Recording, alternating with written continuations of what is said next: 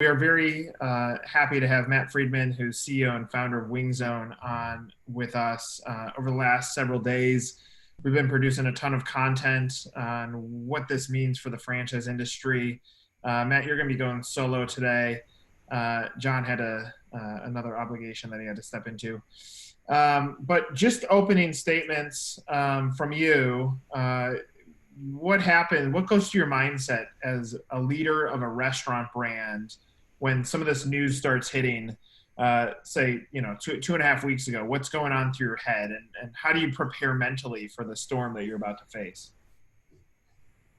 First of all, I think that's a great question to start with. And I think there's two things. You got to rely on your executive team or some of the key leaders within your company. We have a 3-person executive team at WingZone comprised of myself, my business partner, Adam Scott, who's our CFO, and our COO, Jair Para, who really runs our international division. We started talking about this about 2.5 weeks ago when things hit.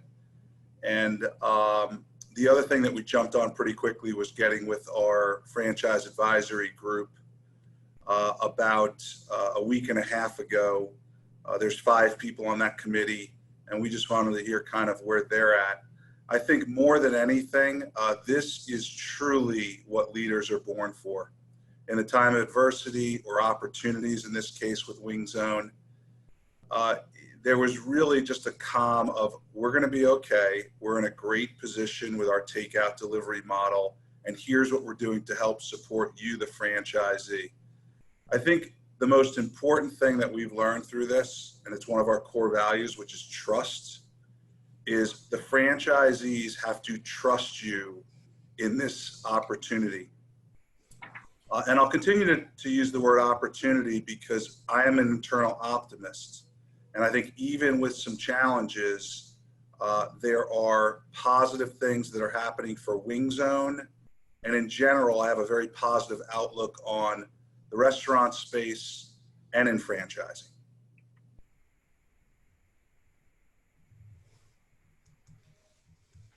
If you think back through the history of WingZone, you've gone through the .com bust, September 11th, 2008 and 9, and now this. Like, as you think through, you as a leader, as a founder of the brand and being CEO all through those moments, is there any comparison for understanding how to navigate this? Is there anything that you can lean on as a leader to point to and say, all right, at least I know when the end is, or is this completely different from everything else you've seen?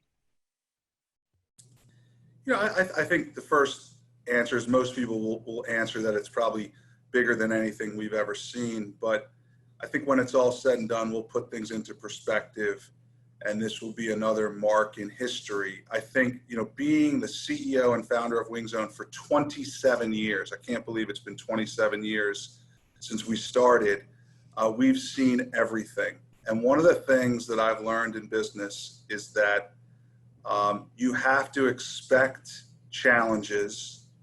I will tell you that I think the two you referenced were, I think, very appropriate. I think September 11th was in ways similar to what we're going through now, because there was a little uncertainty as to what was happening next. That was probably, although it was a global epidemic, I think it was more focused around the United States and what was happening there.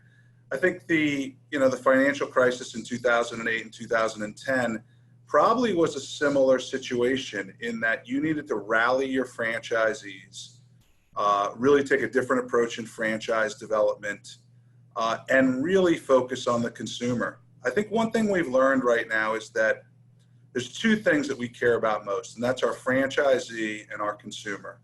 And everything we're doing and every decision has to put them at the top of the list. So talk about some of the calls that you've had with your franchisees.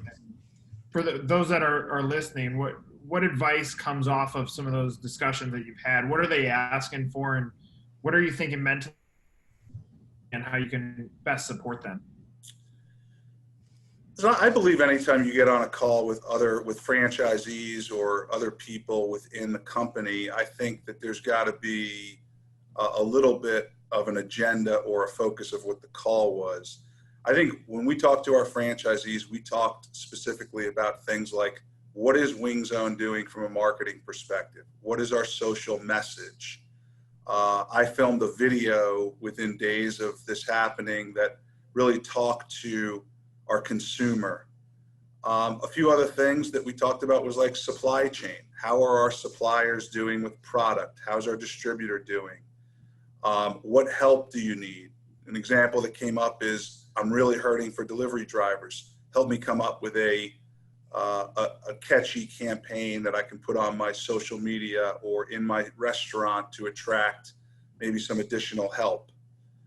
I think in our business, one of the most important things that we put out was a little bit of a safety, sanitation, standard practice about glove usage, wiping down hot bags and counters and some of those things as well.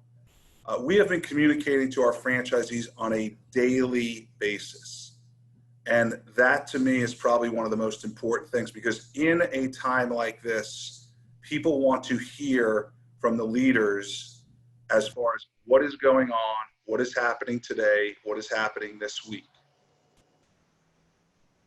Do you feel like everything you've done in the 27 years prepared you for this moment, or as you battle through it? I mean, there's complexities to this on the brain. I mean, you're talking about health, financial, and panic. That, you know, us as human beings have never dealt with this before, but you've gone through battles before as a brand. Is there anywhere to even way to prepare for a moment like this? Listen, I believe that, you know, experience and being through challenges in life and in business just prepare you for what needs to happen here. So if I was new to Wing Zone, or I had just started this company a year or two ago, I think we'd be in a very different position. So I feel for some of the people that are new in business and maybe haven't had some of the challenges. Fact is, it's been a great run for a lot of businesses, and I think that this is a punch in the gut. I think that one of the most important things that I'll just talk about my management and leadership style is inspirational, and also just being humble. And I say the second part because Wing Zone is in a fantastic position with where the consumer is looking to eat out and order food from. We have been in the takeout delivery business for 27 years. Now I say humble because I know so many people in this industry that are really struggling right now. And sometimes you've got to be a ear for them and some support, and at least share with them what you're doing from this side.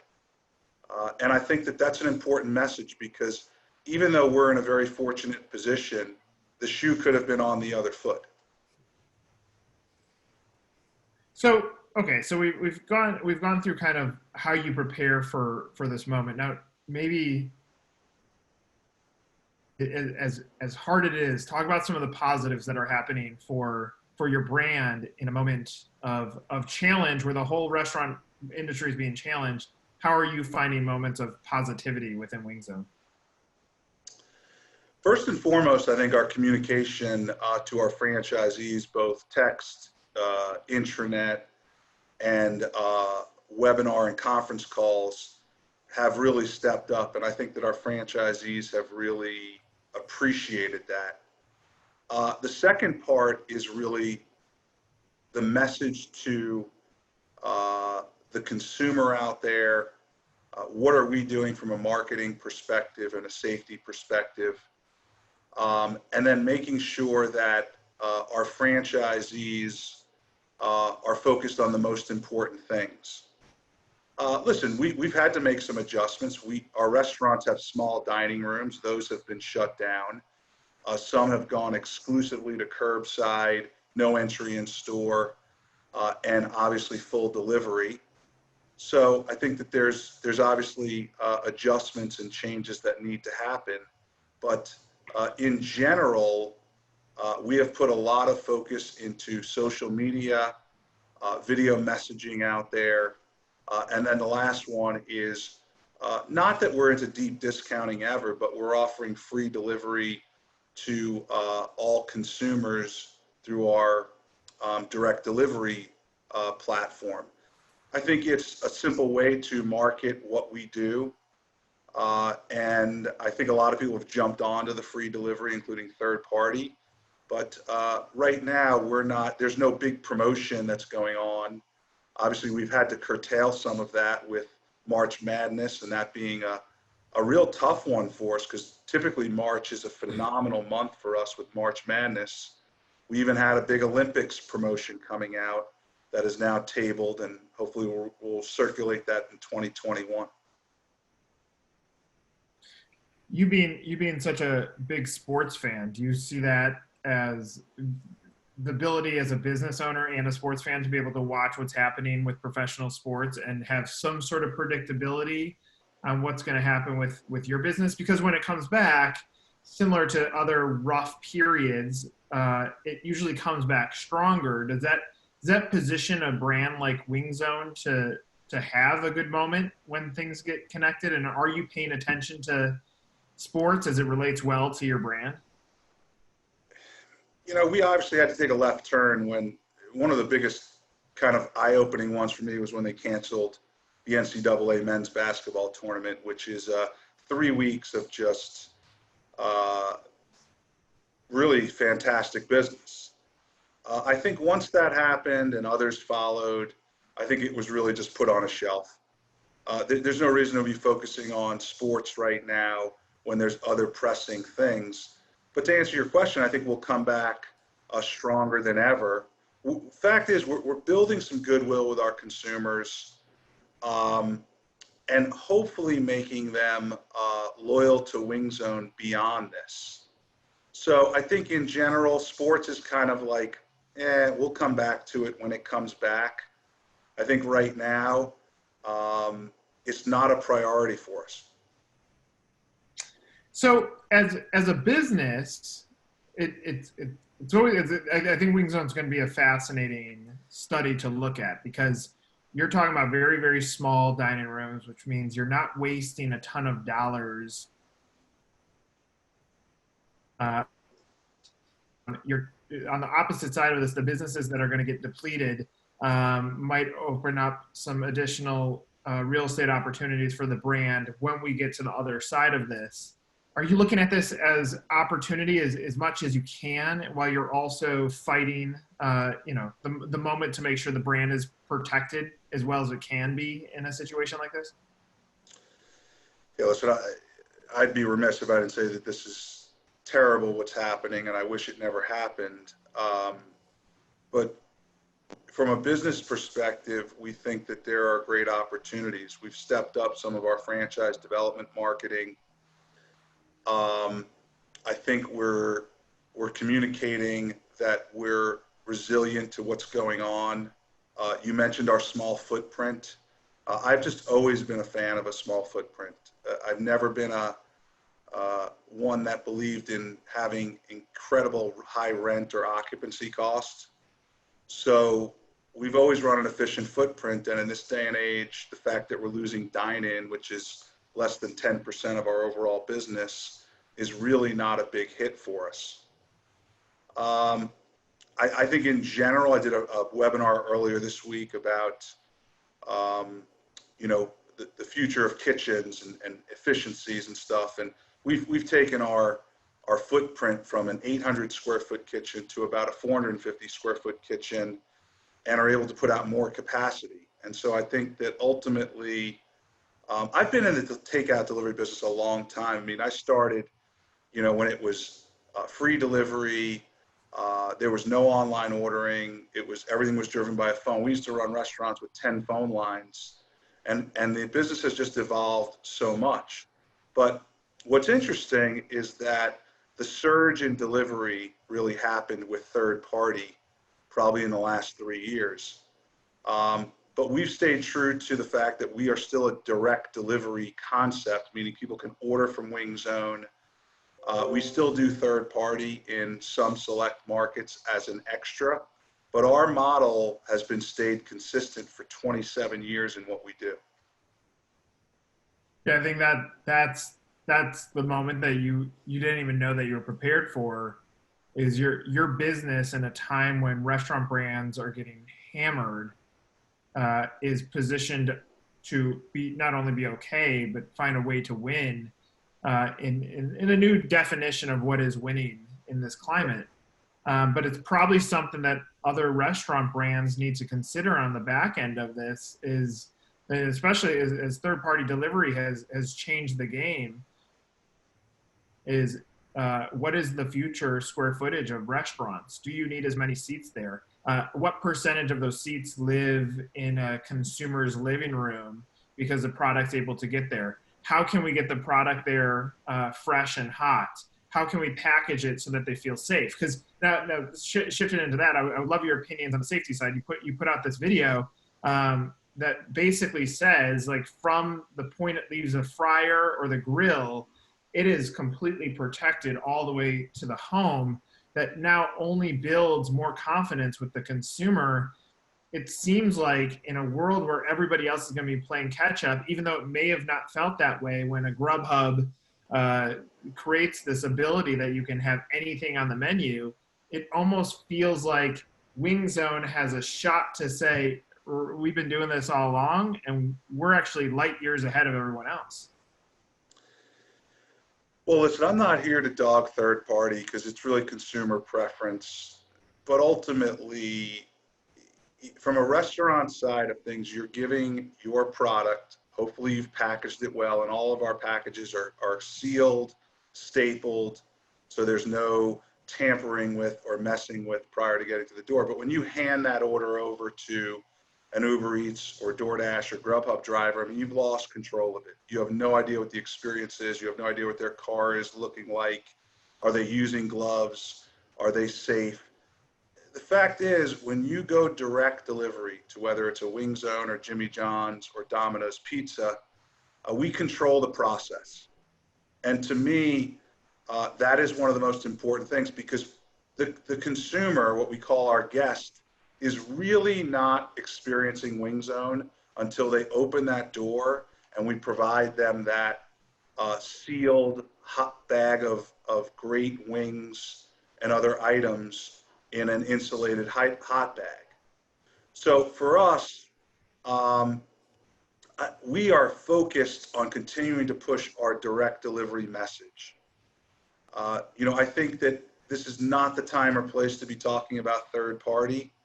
But the fact is, over the last many years, everybody's chasing sales, but it's got to be the right sale. And for us, this is our opportunity to win back, well, not win back, but really focus on the trust of our consumer, that Wing Zone is going to take it from the time of order, whether that's via phone call or our website or our app, all the way to their front door.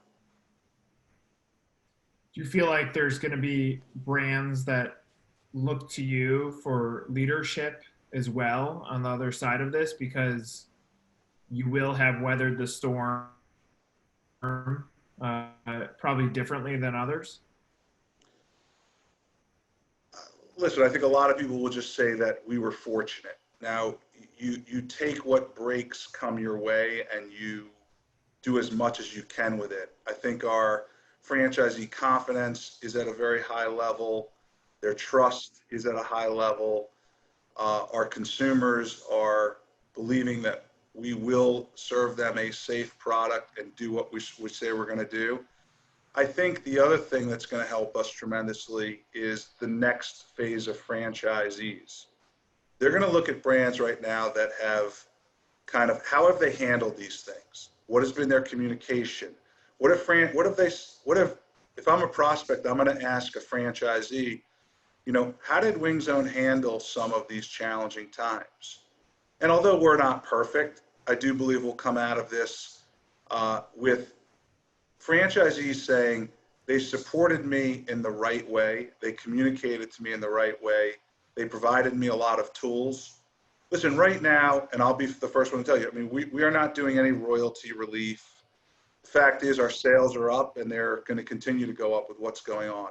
But we are providing other tools. We're putting a lot of marketing dollars into our digital campaign, all of it being funded by us. So there's other things you can do for your franchisees.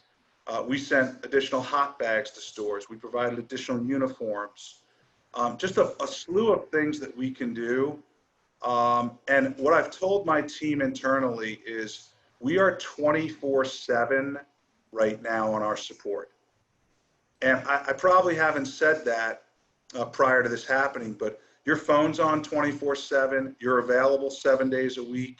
Because if our franchisees call and have a question, we must be there for them.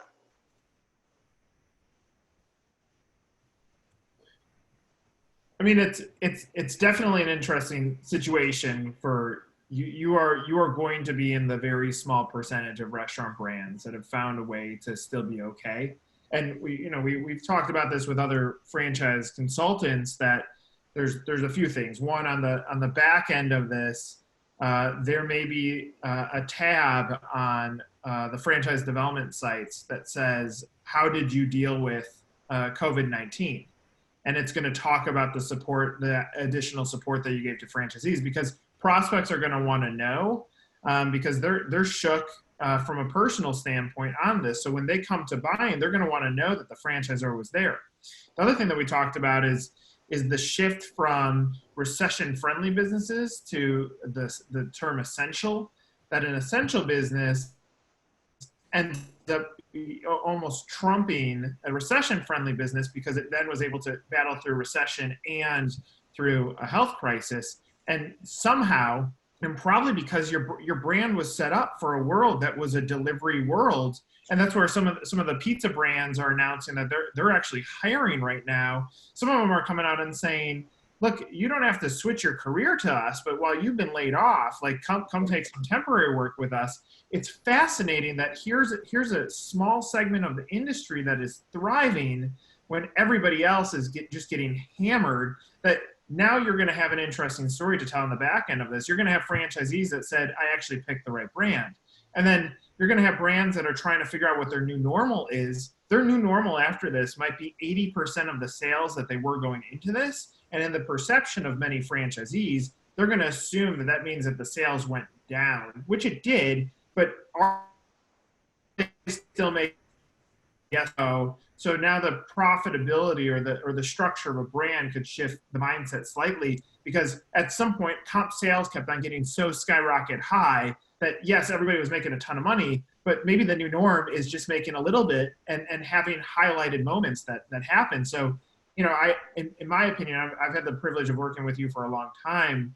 I'm fascinated purely by the fact that Grubhub announced today that their expectation that 30% of restaurants that exist in the world right now, or in the United States right now, will not exist post this.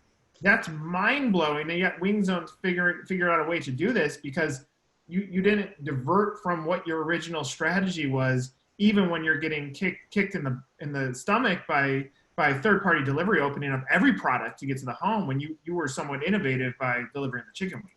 And listen, there's no question that third party has hurt our business to some degree. Now, we've offset it with joining them in most markets, but we had a nice monopoly on our core product of wings and tenders and burgers and things like that being delivered to people's home or office.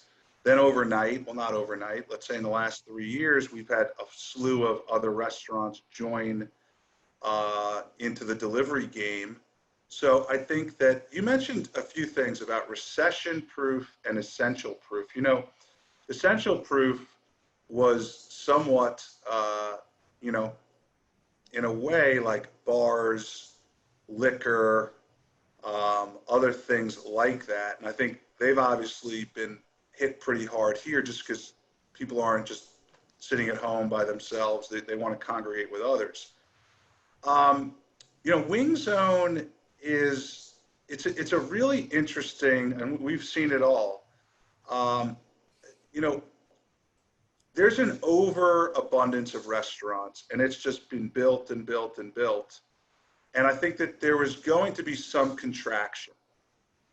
Everybody's chasing sales. So I'm not saying that this is what anyone wanted, but, and let's hope it's not 30%, but there will be some reduction. And in a natural way, it probably needed to happen. As a restaurant owner and as an executive of a restaurant brand, listen, we're fighting for labor. I mean, trying to get people to deliver for Wing Zone when they can go and work at some of these third parties was a challenge. When we're hiring people at, 50% over minimum wage, the model becomes a little bit less desirable or ultimately less profitable. So I think that although we're probably in for some sort of recession with what's going on, hopefully it will not be long-lived. I think Wing Zone will thrive in a recession. We're priced right to the consumer. There's not a requirement of coming in or tipping, but people want to indulge in certain things that maybe they can't make at home. Wings are not the easiest thing to make at home. Chicken tenders, other things that we do. So for us, it was a necessity that there was some contraction of restaurants. One additional thing I just want to talk about labor and people. We love the fact that we're putting some additional people to work right now. I think it's one of the most important things, no matter where you stand on business, the number one thing that is going to get this thing back on track is getting people back to work. So we've had people come and apply that, worked for Delta Airlines and say, hey, I just want to work. I want to put a few bucks in my pocket. Obviously, the Ubers and Lyfts of the world, they've had a huge contraction with less people traveling. So we'll take some temporary delivery drivers. And it does make us feel good. I think it's an important thing as an employer and as a business owner. One of the most prideful thing is putting people to work. And I think that is something that we're going to continue to do, both in our office here as well as our restaurants. Charles, you've been writing down a ton of notes, so. Yeah. So Matt, taking off your Wing Zone hat for a minute, right? And with all your experience, everything you've seen, if you were in a different format of a restaurant, you're an emerging franchisor, you have different square footage, your restaurant's closed and you have different ratios there. What's your advice for those startup emerging franchise brands? They've gained traction, they're good operators. From a management level, what's your advice on how they should weather this, what they should be focused on, and how to come out? Well, listen, I'm not in their position, but I could just give some people that are listening some advice. First of all, there's a few key people that I think are most important, and that is some of your core team, whether you're a franchisor, if you're owning a business, some of your key people. I think ultimately you're probably going to need to make some tough decisions on letting some hourly people go. And then I think your franchise relationship right now is most important. Unfortunately, I don't want to be the bearer of bad news, but you better have some deep pockets to get through this. And I will tell you that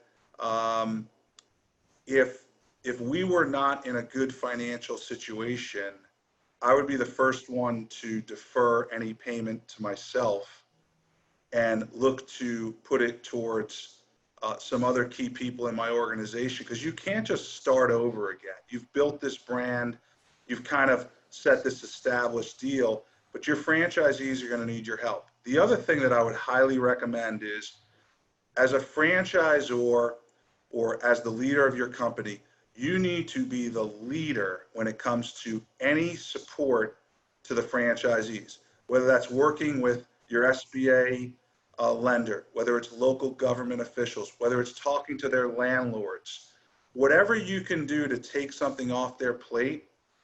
We're keeping up with so much of what's going on in the government and whether this bill passes and what's going on in a state or a city, you've got to be on top of that. Your franchisees in general are probably not as aware as to what is going on, how you can help them.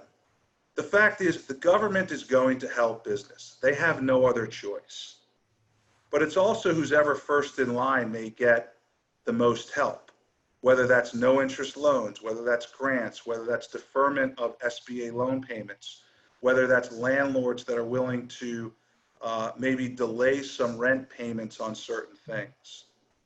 So I think that if you're sitting with your tail between your legs, you do not have the stomach for entrepreneurship or being in business. You've got to lead more so than ever.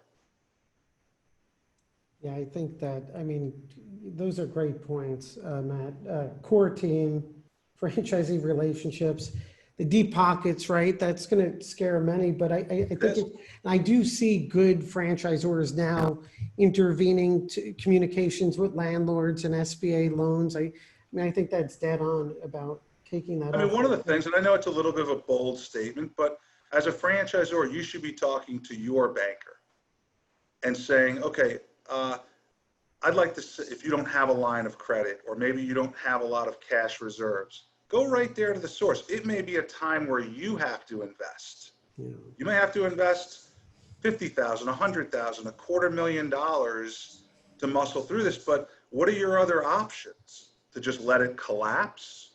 It is a time to invest into your future. Yeah, you know, Matt, what would be some of the strategic things? So all of this support, again, different business model, but restaurant, where would you be looking for the opportunity if you're an emerging brand? Like what space what gaps are you going to be looking for, or you'd recommend franchisors look for as we try to come out of this and eventually do come out? Well, I started off by saying that there are opportunities in everything. You know, we are a proponent of second generation restaurant space. Second generation restaurant space is a really interesting play. You're taking someone's investment that they put into, they didn't make it, and so there's this vacant space. Well, from our side, A, there's going to be some really aggressive landlords to fill that space. And B, it really comes down to return on investment or cash on cash return.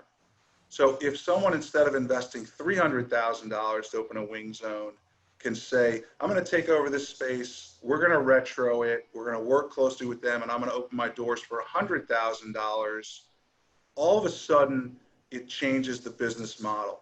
I mean, I can't begin to tell you that in the last several years, construction costs have gotten out of control, equipment prices have gone up, landlords have gotten greedier than ever. Well, maybe it's our opportunity to take those things and spin them into our own opportunity.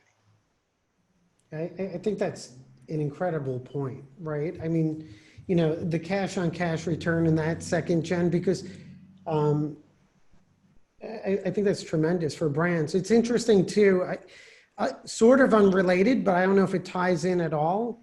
Like I mean, you've seen the movement with ghost kitchens and what's your thoughts there? I mean, does it change? Does it, you know, is there any impact here in terms of what we're COVID and ghost kitchens? You know, I listen, you're still getting in bed with someone that ultimately doesn't really care that much about you. You're a commodity to them. I also believe in retail brick and mortar locations. There's still a great demand for people picking up food, especially in certain markets. Listen, in our college and military markets, delivery is king, but you get into middle class America, yeah, they want delivery, but sometimes they want to pick it up. They want to, you know, not pay the delivery charge when we typically have one. We're obviously not running one right now. There's a tip associated with it.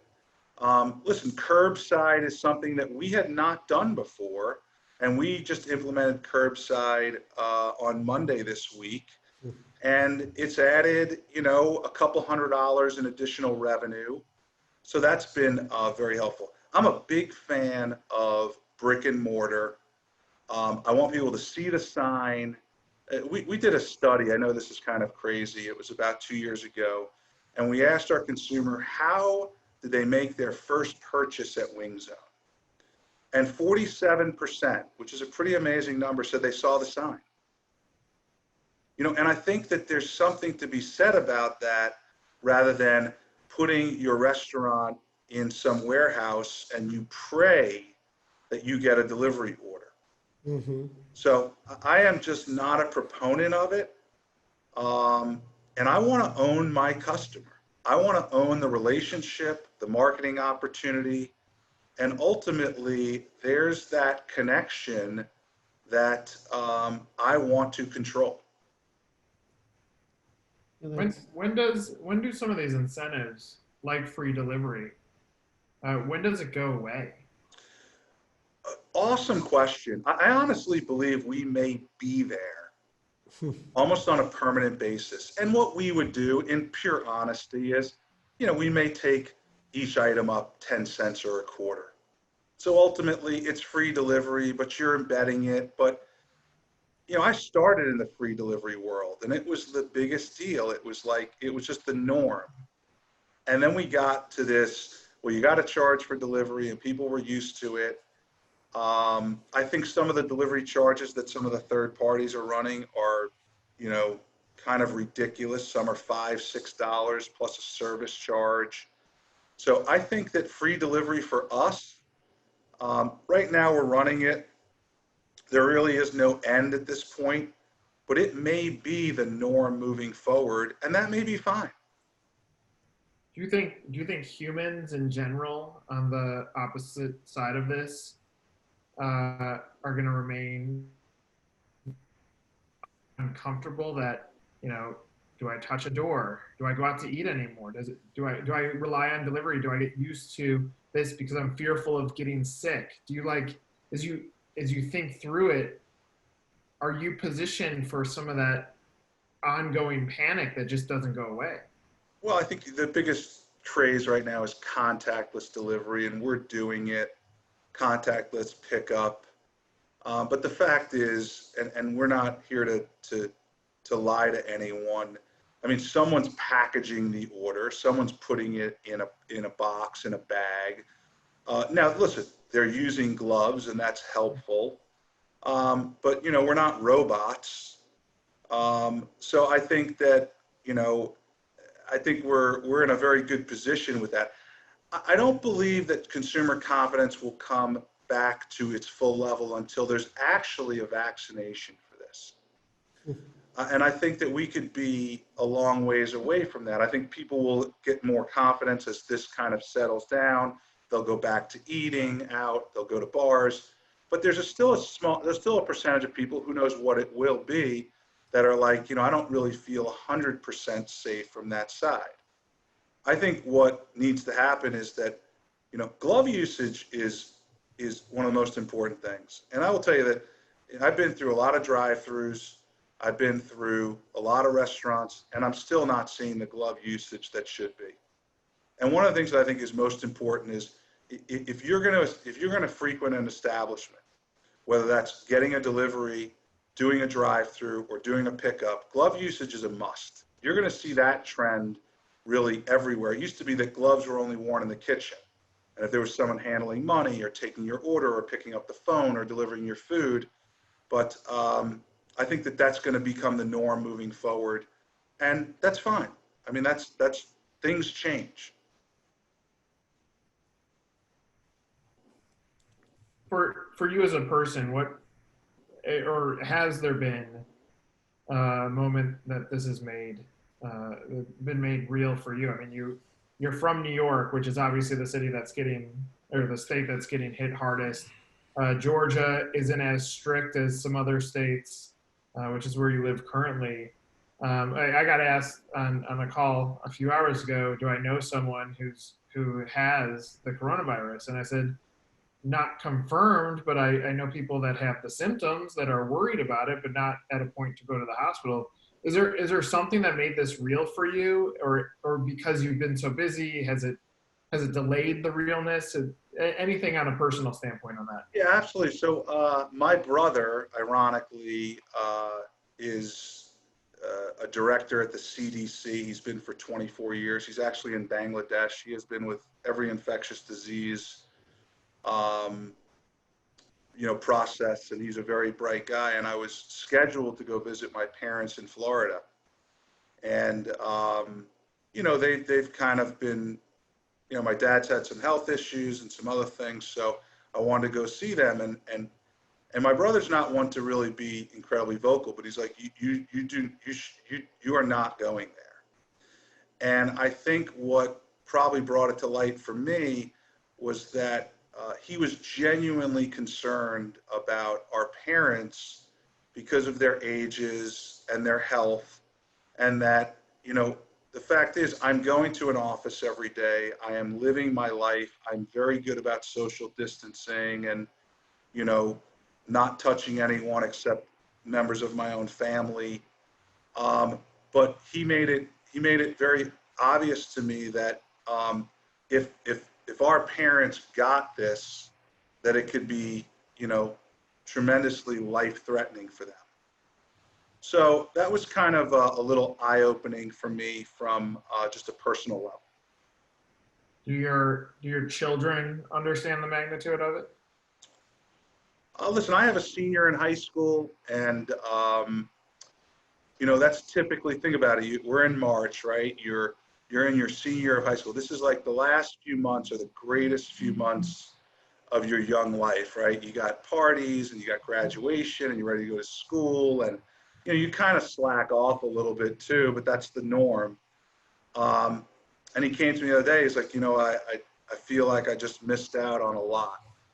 And, it was a really kind of sad, almost depressing type of feeling. But, like anything else, we'll look back at it and say, yeah, that was an interesting time for everyone. I think that I think for kids, I think it's hard. I do. I think that they want to go do things. They want to hang out with their friends. A lot of kids love going to school. It's structure. They like learning, and for them, it's really a big change.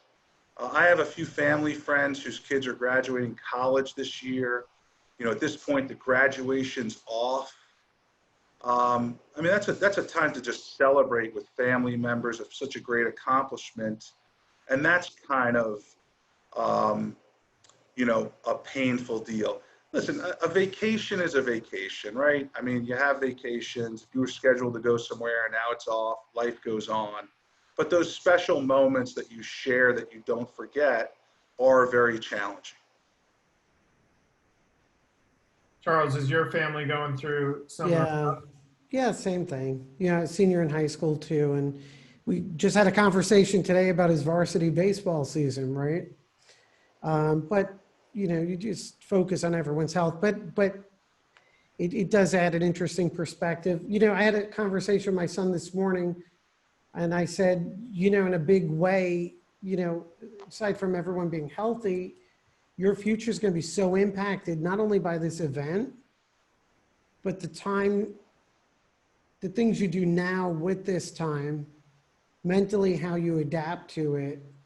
It's going to have just a profound impact. But we were joking about his senior varsity season right now, but yeah, no, my son he plays varsity tennis, and he's captain of the team, and he was so pumped, and they were having a great season.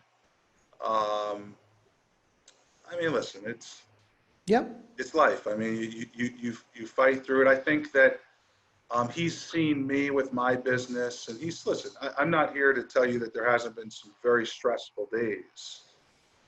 And so we've talked about it, and he's asked me, like, is Wing Zone going to be okay, and how are things going, and some of those things as well. So I think that communication of friends right now, even just a simple text of how you doing is important. It's easy to fall into a hole right now. Yeah. And I think that I think this, people are staying at home. I get that, but it doesn't mean that you turn off everything. Matt, what's really great about what you said, and I reflect on a lot, like your son's watching your reaction, right? So it's almost like a boot camp for the next generation of leaders, whether they realize it or not, right?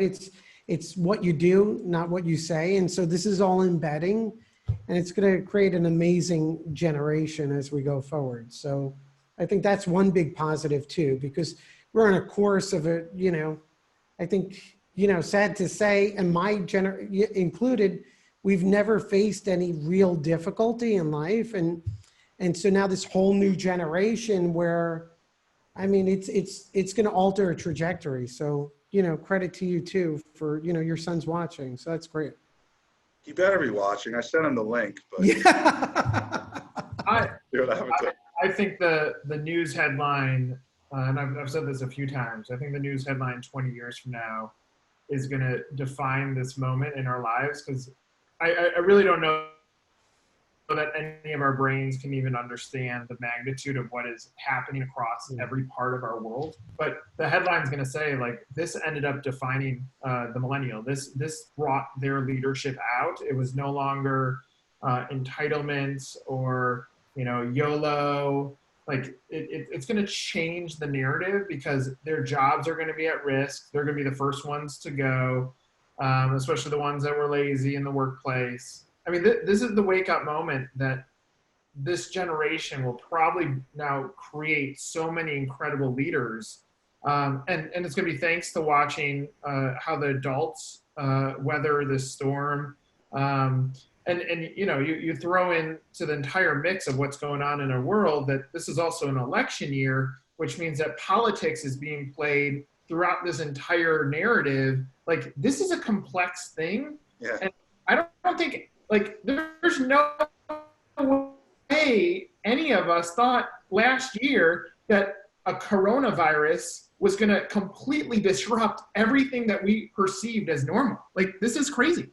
No, I hate to bring back just one of the worst days in American history, but if you think of 9/11, no one thought that could happen.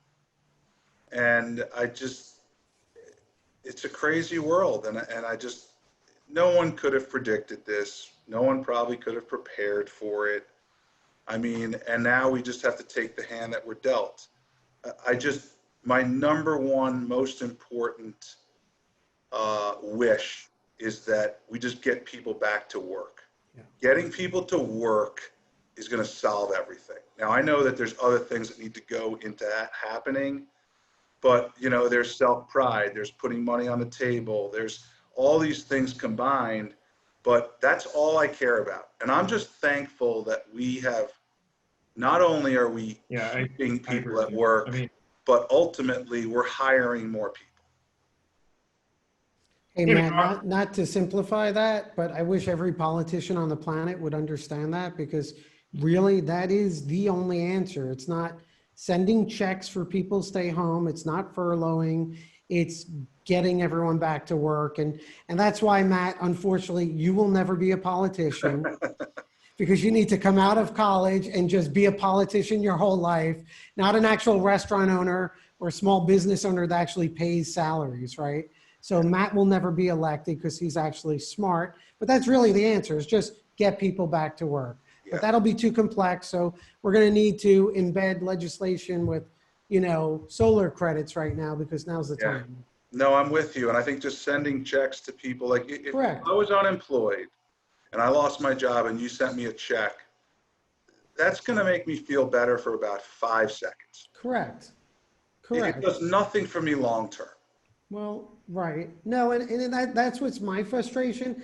I have like an incredible team that are just, and like Melissa who's doing this webinar, and my entire team is just killing themselves. And I'm like, you want to furlough people and pay them not to work? This is an organization, there's goals, but then again, politicians don't understand that because they don't create anything. So I'm just calling for a revolt by every business owner, but whatever. I mean, the trickle that's happening right now is like that's going to be the painful part, because you have businesses that panic or even with us, we're going to have franchisors that panic, cut off everything. It's going to take a while for them to get that momentum going, but cut off everything.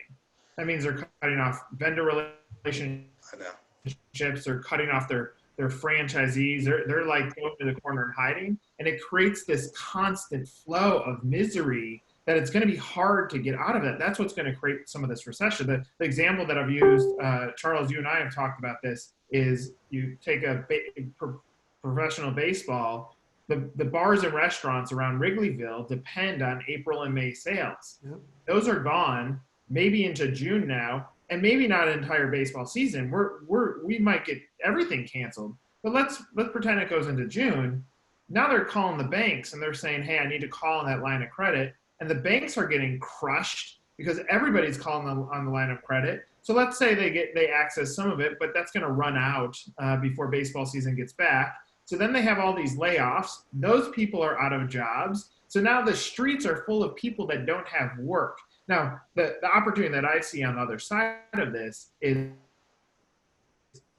we've been at a talent shortage at many businesses, and this should create some talent opportunities, because just like in business and franchising, franchisees are going to remember the way franchisors treated them, and good employees are going to remember the employers that said, I'm going to do everything in my power to keep you on our team.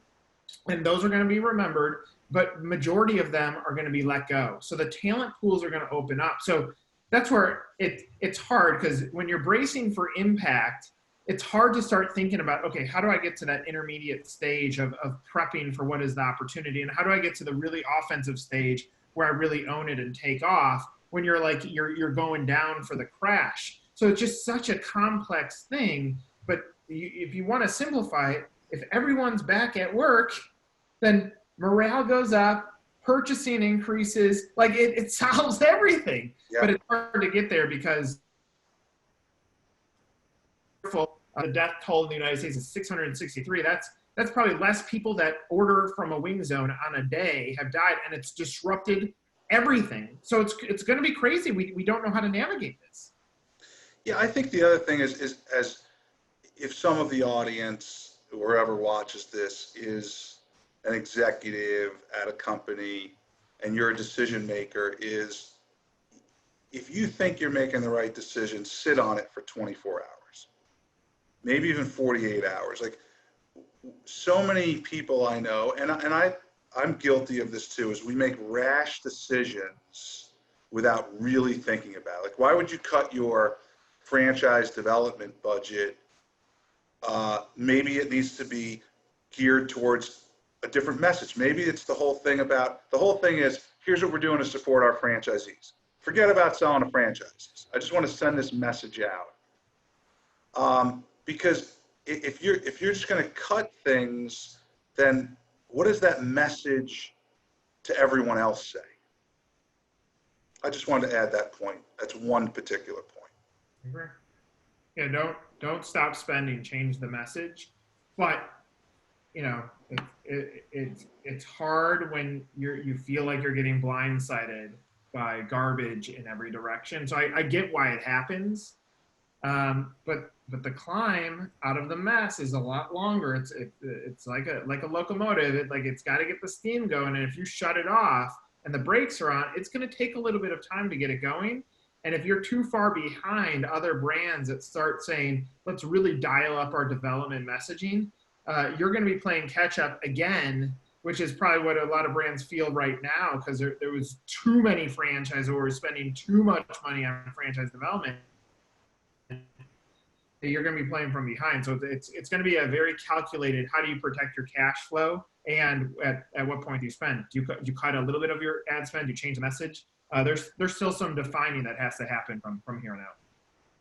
100% agree. Charles, any final notes? No, Matt, I'm anyone listening, Wing Zone sounds like a good investment right now, right?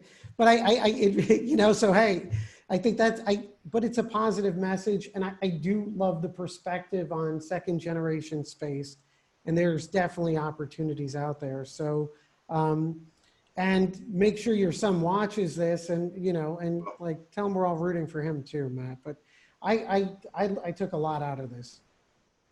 Well, Charles, thank you very much, and I look forward to meeting you and seeing you in person. And Nick, thanks for having me join. And please, just always a pleasure. Inspire Thanks, people, guys. inspire people every day, and just call, text, email friends, family, people in your system. This is a time to over communicate, and I don't think there's ever a time to not over communicate, but no one's going to say, hey, stop calling me or stop sending me information or doing these things. Listen, none of us are sleeping that well at night. There's a few extra hours in the day. Do a little more research.